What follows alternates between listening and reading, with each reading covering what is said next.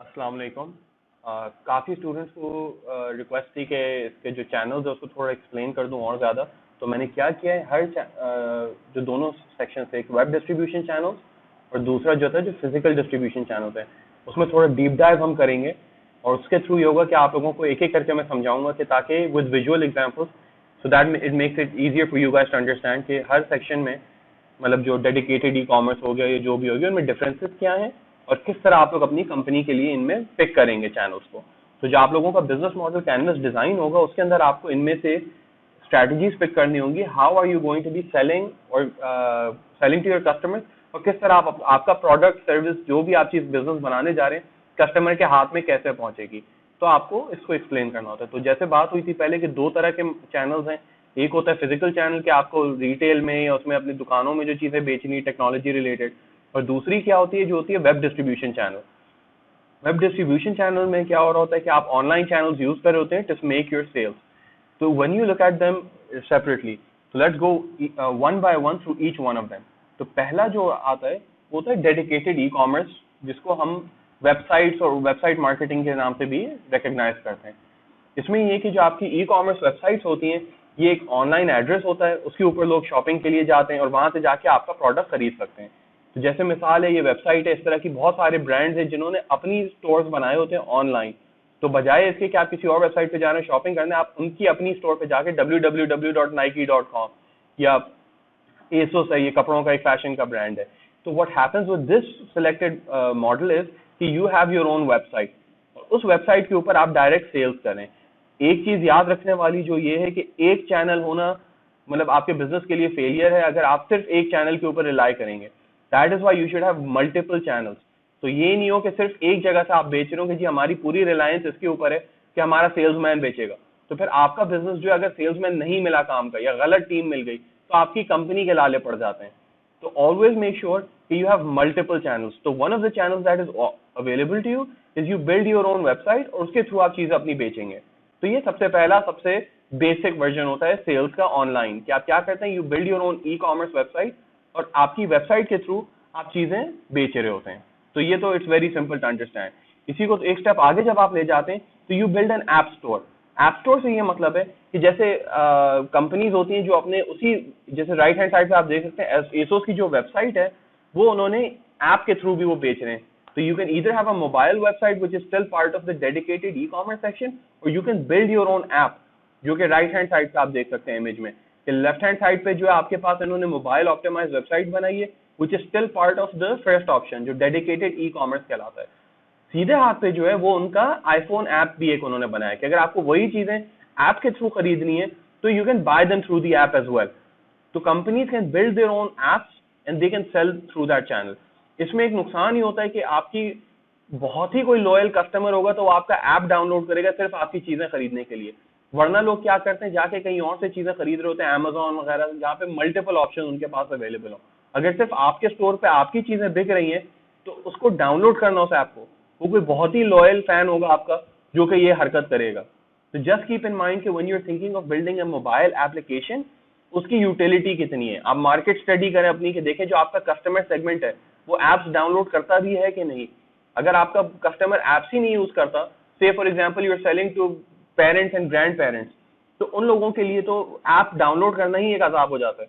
तो आपके लिए हो सकता है वो एक वायबल ऑप्शन ना रहे। तो आपको इस तरह से सोचना पड़ता है हर कस्टमर के साथ कि उस कस्टमर को क्या ऐप की जरूरत है, वेबसाइट की जरूरत है, या कोई और तरीका चाहिए। तो दो ऑप्शंस जो हमने बात की है, पहली होती है वेबसाइट, दूसरी होती है ऐप्स के थ्रू बेचना। तीसरा क्या कहलाता है, वो होता है टू स्टेप डिस्ट्रीब्यूशन, कि अगर आपको ऑनलाइन चीजें बेचनी है तो उसमें क्या होता है, आप हो गए शान या आप कोई मैन्युफैक्चरिंग कंपनी है, आपको अपनी चीजें बेचनी है। आप क्या करेंगे, आप जो है एक थर्ड पार्टी स्टोर पे जाके, जो कि ऑनलाइन मौजूद है, आप उस पर अपने प्रोडक्ट्स उनसे कहते हैं कि आपको हम सेल करेंगे, आप उसको लेके आगे बेचें। तो इसमें क्या होता है कि जैसे नाहीद.pk हो गया, या अगर इम्तियाज की कोई वेबसाइट या ऐप या कोई चीज है, टू स्टेप डिस्ट्रीब्यूशन में क्या होता है, आपको आपकी जिम्मेदारी है प्रोडक्ट्स उस तक पहुंचाना जो ऑनलाइन स्टोर है, और ऑनलाइन स्टोर वालों की जिम्मेदारी है आगे कस्टमर को पहुंचाना। तो ये स्टेप 1 और स्टेप 2 कहलाता है कि टू स्टेप डिस्ट्रीब्यूशन, कि आपने उसको पहुंचाया कंपनी को जो आपकी सेल्स हैंडल कर रही है, और वो जो है उसकी जिम्मेदारी है कस्टमर तक पहुंचाना। तो इस तरह से सेल्स रियलाइज हो रही होती है कि आपका कस्टमर आपसे डायरेक्टली बात नहीं कर रहा, he is dealing with N intermediary, और वो 2 स्टेप डिस्ट्रीब्यूशन के थ्रू उसको प्रोडक्ट मिल रही है। तो ज्यादातर जो ऑनलाइन स्टोर्स होती हैं जो खुद अपना प्रोडक्ट नहीं रखी हुई होती, तो वो 2 स्टेप डिस्ट्रीब्यूशन यूज कर रही होती हैं। तो अगर आप कोई ब्रांड है जो कि कस्टमर को डायरेक्टली चीजें बेच रहे हैं, तो अब आप तीनों चीजें यूज कर सकते हैं। आपकी अपनी वेबसाइट भी हो सकती है, आपकी अपनी ऐप हो सकती है, और आप जो है 2 स्टेप डिस्ट्रीब्यूशन भी यूज कर सकते हैं to sell your product. Aggregator website का ये होता है कि वो कलेक्ट करती है data from multiple sources across the internet, और उनको क्या करती हैं, एक ही प्लेटफॉर्म के ऊपर शो करती हैं। तो फॉर एग्जांपल अगर Amazon है, तो Amazon खुद भी चीजें बनाता है, लेकिन क्या करता है, वो सारे ब्रांड्स की स्टोर की वो काम जिम्मेदारी लिए हुए। अब जैसे हमने नाहीद की एग्जांपल देखी थी पिछले स्लाइड पे, तो Nahid is the only one selling these products. ये नहीं है कि अगर वो शान बेच रहा है या कोई और बेच रहा है, कोई कंपनी और नहीं है, नाहीद के ही पास सारे प्रोडक्ट्स आ रहे हैं और वो सबको बेच रहा है। Amazon क्या कर रहा है, वो मल्टीपल स्टोर्स को अपने ऑप्शन दे रहा है कि आप उनकी प्लेटफॉर्म पे बेच सकते हैं। तो Amazon के ऊपर आपको लेनोवो की भी दुकान मिल जाएगी, Amazon के ऊपर आपको एप्पल के प्रोडक्ट्स, माइक्रोसॉफ्ट के प्रोडक्ट्स, चप्पलें, जूते सब बनाने वाले मिल जाएंगे, क्योंकि वो एग्रीगेटर वेबसाइट है। वो मल्टीपल सोर्सेज से डेटा उठाती है और एक जगह उसको प्रमोट करती है। तो एक मिसाल है, ये कंपनी थी लिस्ट के नाम से है एक्चुअली। तो इन्होंने क्या किया है, मुख्तलिफ ब्रांड्स जो हैं उनके प्रोडक्ट्स अपनी वेबसाइट पे रखते हैं।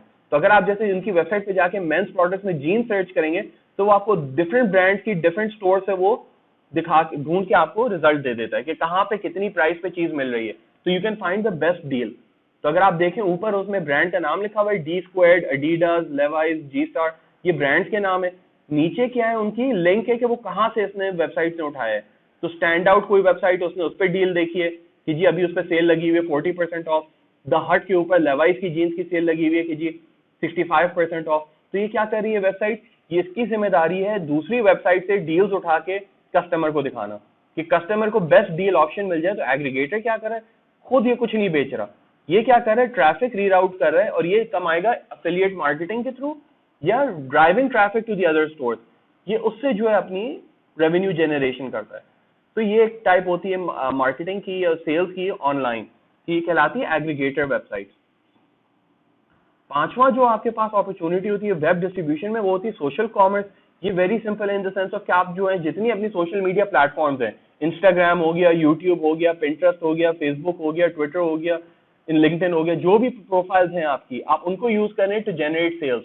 व्हाट्सएप हो गया, ये सारी होती है, it's a combination of social networking और ई कॉमर्स। तो सोशल कॉमर्स क्या होती है, ये आपके जो सोशल मीडिया के कनेक्शन के प्लेटफॉर्म्स होते हैं, उसके थ्रू आप चीजें सेल कर रहे होते हैं। तो अगर आप देखेंगे यूट्यूब के ऊपर कोई आपने ऐड लगाए, उसी के अंदर आपने बाय नाउ का ऑप्शन देके उसको लेके अपनी डेडिकेटेड ई कॉमर्स वेबसाइट पे, या आप ले गए उसको 2 स्टेप डिस्ट्रीब्यूशन के ऊपर कि जहां से आप अपनी सेल्स डिराइव करना चाह रहे होते हैं। तो आप सोशल कॉमर्स को यूज करते हुए अपनी मार्केटिंग कर रहे होते हैं और प्रोडक्ट्स बेच रहे होते हैं। फेसबुक ने अपना मार्केट प्लेस का एक ऑप्शन ओपन कर दिया है, तो you can as a brand sell your products on Facebook through your own page as well. तो ये क्या होता है, ये कहलाता है सोशल कॉमर्स, वेयर आपकी सोशल नेटवर्किंग जो है वो हेल्प करती है ई कॉमर्स ट्रांजैक्शंस को गाइड करने में। तो ये आपका पांचवा और ऑप्शन हो गया। तो ये सारी चीजें जो है आप एक साथ यूज कर सकते हैं अपनी कंपनी में, इनमें से सिलेक्ट करके कर सकते हैं। इसका उस वक्त मैटर करता है कि आप किस कस्टमर के लिए कौन सा चैनल यूज करें। तो अगर आप, जैसे मैंने पहले कहा था कि बूढ़े लोगों को मार्केट करें, तो उनकी ये वाली मार्केटिंग नहीं होगी, उनके लिए कोई और आपको टेक्निक यूज करनी होगी। यंग लोगों के लिए social commerce might be the best option. साथ साथ आपने एक वेबसाइट बना दी, ऐप आपको पता चल गया कि लोग ऐप नहीं डाउनलोड कर रहे, या एग्रीगेटर के थ्रू आप बेच रहे हैं। इस तरह से आप चीजें ढूंढते हैं कि आपकी how are you going to be selling your product to the maximum number of people. Flash sales is a concept, it is not really a channel. उसमें क्या हो रहा होता है कि आप जो है ये कैंपेन रन करते हैं जिसके अंदर थोड़ी देर के लिए, लिमिटेड पीरियड के लिए यू आर रनिंग सेल्स। तो फॉर एग्जांपल अगर पैनासोनिक ने अपनी वेबसाइट पे लगाया हुआ है फ्लैश सेल, तो उसपे क्या किया है कि you can use a code to get flat 10% off on any selected product. तो इसमें ये होगा कि अगर आपने उस दिन की तारीख में शॉपिंग की है तो आपको ये डील मिलेगी, वरना ये डील नहीं मिलेगी। तो flash sales is a marketing technique to get your product to be moving very quickly. तो आप क्या करते हैं, आप उसको थोड़ी देर के लिए सेल पे लगाते हैं और ट्रैफिक डिराइव करते हैं अपनी या तो ई कॉमर्स वेबसाइट पे या ऐप स्टोर पे। आप एक डील चला सकते हैं कि अगर आपको नजर आता है कोई आपका ऐप डाउनलोड नहीं कर रहा, तो आपने ये कह दिया कि अगर आप लोग ऐप डाउनलोड करके उसके थ्रू ऑर्डर प्लेस करेंगे तो हर ऑर्डर को 20% डिस्काउंट मिलेगा। तो क्या होगा, लोग आपके ऐप को डाउनलोड करेंगे, you'll get the number of download, you'll get people to make purchases through your application as well. तो flash sales is a technique use to sell more often और अपनी सेल्स बढ़ाने के लिए, कि आपको अगर अपनी सेल्स बढ़ानी है तो आप ये टेक्निक यूज कर सकते हैं कस्टमर्स को घेरने के लिए। तो ये थी वेब डिस्ट्रीब्यूशन की जो वो है। तो क्योंकि आप लोग इनसे फेमिलियर हैं, that's I don't think you guys had any problem with that one. वैसे भी ये जो है ये physical distribution channel is where a lot of people were getting confused and issues थे understanding what the difference was between each one of them. तो अब हम इनको एक एक करके लेते हैं और इनको देखते हैं कि इनमें क्या फर्क है, क्या इनकी रैशनल है इनमें से कोई भी यूज करने का। तो पहला जो है वो कहलाता है OEM।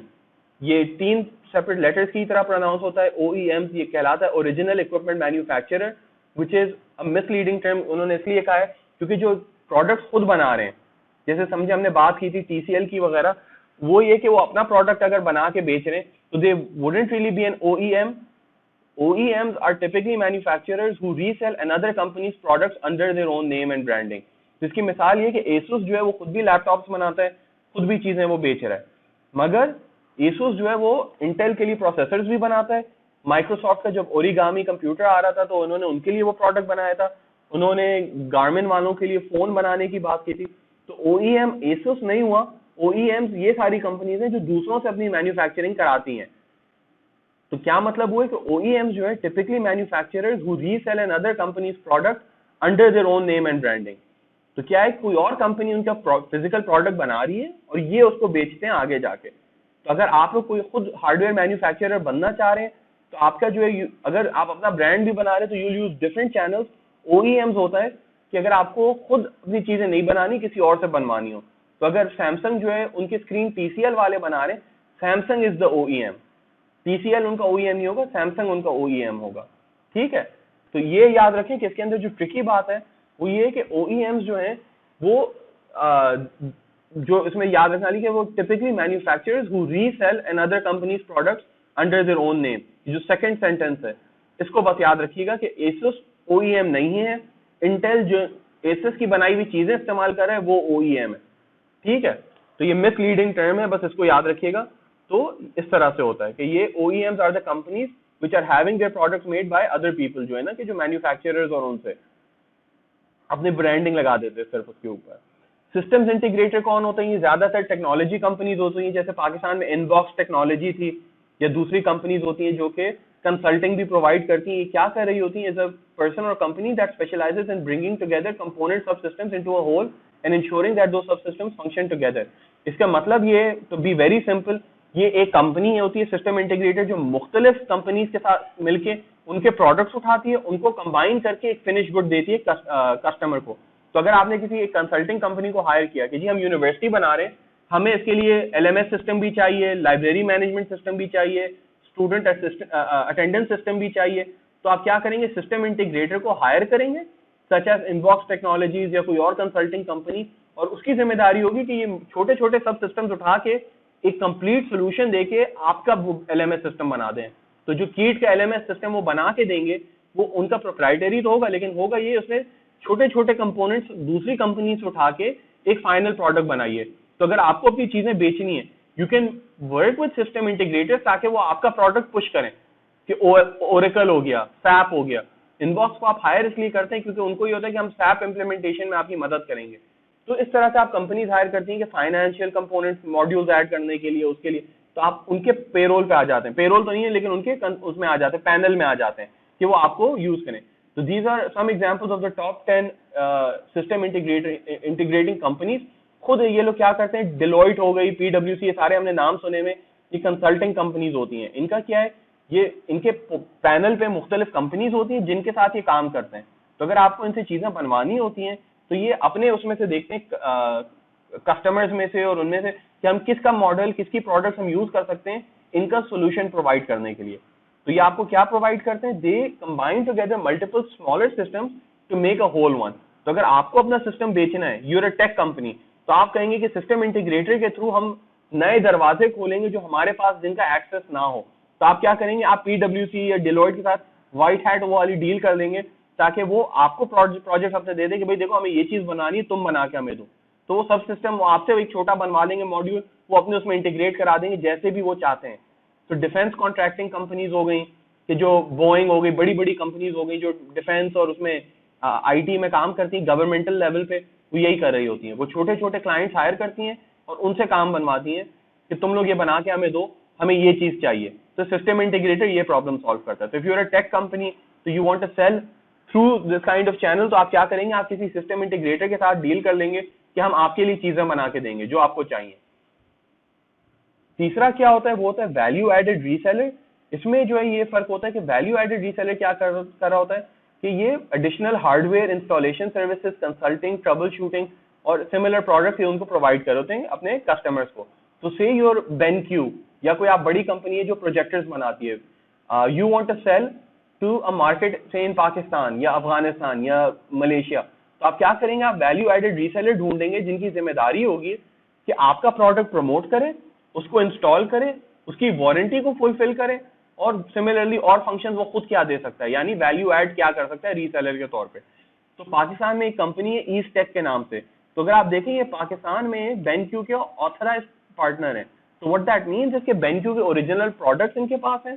तो अगर आपको प्रोजेक्टर लगवाना होगा यूनिवर्सिटीज में, तो आप इनको हायर करेंगे तो ये आपके लिए अच्छी इंस्टॉलेशन कर देंगे, ये इंश्योर करेंगे कि जी आपने जो प्रोडक्ट लिया है वो top of the line original है, उसके साथ समझे आपको वो मिल रहा है, वारंटी मिल रही है, जो भी चीजें देनी है, क्योंकि ये उनके लाइसेंस प्रोवाइडर हैं।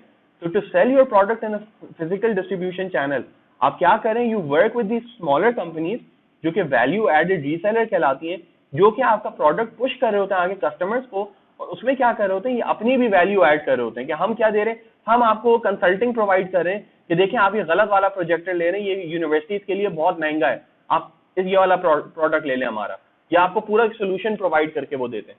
तो for this option what you have to keep in mind is कि वैल्यू एडेड रीसेलर का पर्पस क्या होता है कि वो अपना भी, जैसे जो प्रोडक्ट एक बनी हुई है उसके अंदर अपनी भी कोई कंट्रीब्यूशन करें, वो एडिशनल हार्डवेयर लगा रहे हैं, वो इंस्टॉलेशन सर्विस प्रोवाइड करें, वो कस्टमर को गाइड करें, देखें आप ये नहीं ये वाला प्रोडक्ट लें। तो ये वैल्यू एडेड रीसेलर की जिम्मेदारी होती है कि वो उसको मदद करे कस्टमर की अच्छे डिसीजन देके।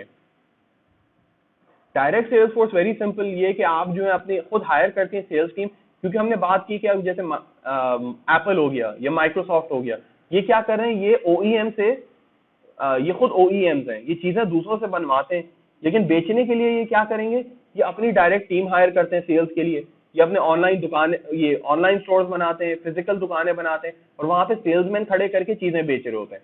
तो ये कंपनीज करती क्या है, they are selling through direct channels, यानी इनके अपना स्टोर्स हैं, अपनी दुकानें, अपनी नेटवर्क हैं, अपनी वेबसाइट है, उसके थ्रू ये सेलिंग कर रहे हैं।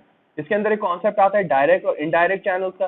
तो इनडायरेक्ट में जैसे अभी हम लोग सारे देख रहे थे, OEM is an indirect channel, value added resellers are an indirect channel. तो ये क्या होगा कि when you using other people to sell your products, it's indirect, and when you are selling it yourself तो वो डायरेक्ट होता है। तो अभी तक जो हमने 3 चीजों की बात की वो सारी इनडायरेक्ट सेल्स हैं, क्योंकि आपका नाम डायरेक्टली खुद नहीं आ रहा, आप किसी और से बनवा रहे हैं, ये चीजें कर रहे हैं। तो OEM भी किसी और से अपनी चीजें बनवाता है, सिस्टम इंटीग्रेटर जो है वो भी किसी और से बनवा रहा है, कि एक कंसल्टिंग कंपनी होती है जो आके वो करती है। वैल्यू एडेड रीसेलर क्या कर रहा है, he is selling someone else's products. तो ये सारी इनडायरेक्ट चैनल्स होती हैं, ये आपका जिम्मेदारी नहीं होती कस्टमर से मिलने की जो आप चीज बना रहे हैं, ठीक है। डायरेक्ट सेल्स फोर्स में क्या होता है, आप खुद अपने जो है टीम हायर करके और आप खुद अपनी चीजें बेच रहे होते हैं। वेब ऑनलाइन की हम बात कर चुके, उसके अंदर मल्टीपल और स्ट्रैटेजीज हैं। तो जैसे हमने बात की थी फ्लैश सेल्स की, ऐप के through, e commerce, social commerce, ये सारी चीजें जो है, तो ये वेब ऑनलाइन का वही, उसी को उन्होंने ब्रेक डाउन करके पहले समझा दिया है, तो ये आपके पास ऑलरेडी मौजूद है। डिस्ट्रीब्यूटर्स कौन होते हैं, कि again this is an indirect channel. पहला जो होता है वो डीलर होता है, उसमें क्या होता है कि आप जैसे होल सेलर्स और बड़े पार्टनर्स के साथ आप काम कर रहे होते हैं, कि जो आपके प्रोडक्ट को बल्क में आगे बेच रहे होते हैं। तो इसकी मिसाल ये है कि जैसे वेयर हाउसेज हो गए, कि आपके पास है यहाँ पे मेट्रो हो गया पाकिस्तान में, या बोल्टन मार्केट हो गई, या जूड़िया बाजार हो गया, कि क्या हो रहा है वहां पे, कि जो वहां पे वेंडर बैठे हुए वो एक दो नहीं आइटम बेच रहे होते, वो 100 के हिसाब से बेच रहे होते हैं, 100, 150, 300, इतने इतने अमाउंट की वो चीजें वो बेच रहे होते हैं, क्योंकि वो क्या है, वो होलसेलर होते हैं, वो डीलर्स होते हैं। उनका काम ये नहीं है छोटे मोटे ऑर्डर को देखना। आप सब्जी मंडी जाएं तो वहां जो वो जिन नंबर्स में खेल रहे होते हैं, मतलब 1 मन इस तरह का वो जो है वो सामान मूव हो रहा होता है, 20 किलो 50 किलो, तो एक एक उनका वो आदमी लेके जा रहा होता है, वेंडर जो है, ठेले के लिए, उसके लिए। तो वो क्या कर रहे होते हैं, वो डीलर से डील कर रहे होते हैं। तो if you are selling your product you can deal with जो डिस्ट्रीब्यूटर्स हैं आपके, तो दो तरह के होते हैं, एक होता है डीलर जो कि होलसेल और बल्क में डील कर रहा होता है, और दूसरा होता है आपका रिटेलर।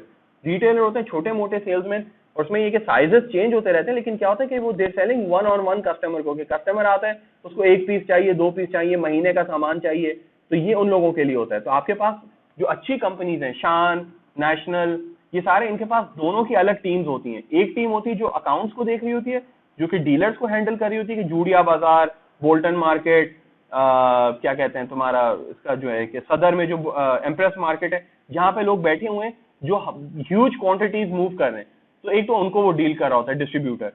फिर दूसरा कौन होता है, जो रिटेलर्स को देख रहा होता है। तो उसमें कौन आ रहे हैं आपके, इम्तियाज आ गया, कारफोर आ गया, परचून की दुकान आ गई, जनरल स्टोर आ गई। तो ये क्या होता है, ये मोहल्ले की और उनकी दुकानों को जाके ये उनको डील कर रहे होते हैं।